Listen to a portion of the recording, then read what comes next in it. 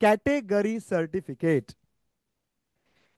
Category certificate बनाने से पहले, सबसे पहले आराम से आप स्वयं विचार कर लीजिए, समझ लीजिए कि आपकी एग्जैक्ट कैटेगरी क्या है।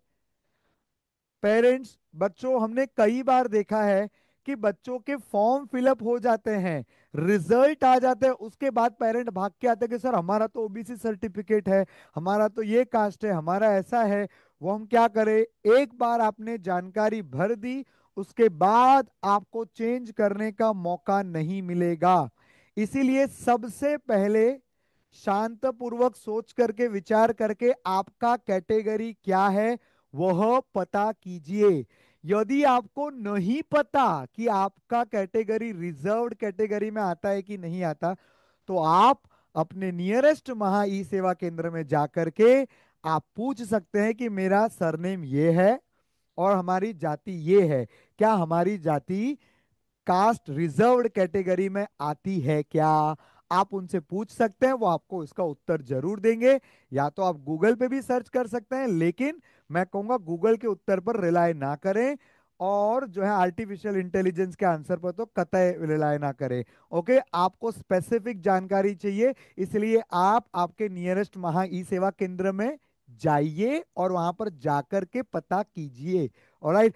सो अब कैटेगरी की अगर हम लोग बात करें, तो कैटेगरी के अंदर सबसे पहले जो कैटेगरी आती है वो है आपकी जनरल कैटेगरी, यानी कि ओपन या अनरिजर्व्ड कैटेगरी। मतलब जिसको किसी प्रकार का कोई रिजर्वेशन प्राप्त नहीं हुआ है कॉन्स्टिट्यूशन के द्वारा, उसको हम कहेंगे अनरिजर्व्ड या जनरल या ओपन। ये तीनों एक ही शब्द है।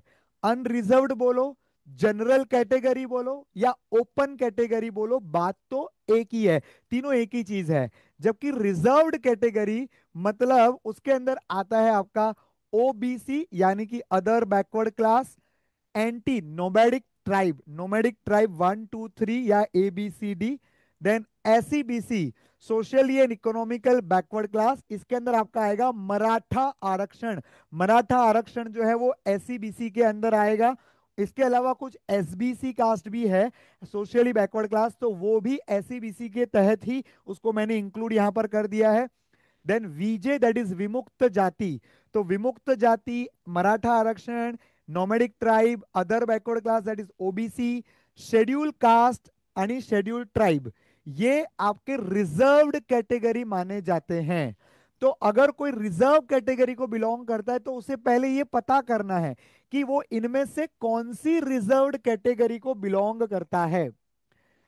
Please understand, reserved category has an extra benefit of getting admission at a comparatively, compared to open, comparatively lower rank. Okay, मतलब आपको यदि थोड़े से मार्क्स आगे पीछे भी होते हैं तो आपको फिर भी एडमिशन मिलने की संभावना बढ़ जाती है। खास करके एससी एसटी में तो बहुत ज्यादा बढ़ जाती है। इसलिए सोच समझ करके, यदि आप इनमें से किसी भी कास्ट में बिलोंग करते हैं, तो आपको कास्ट सर्टिफिकेट समय रहते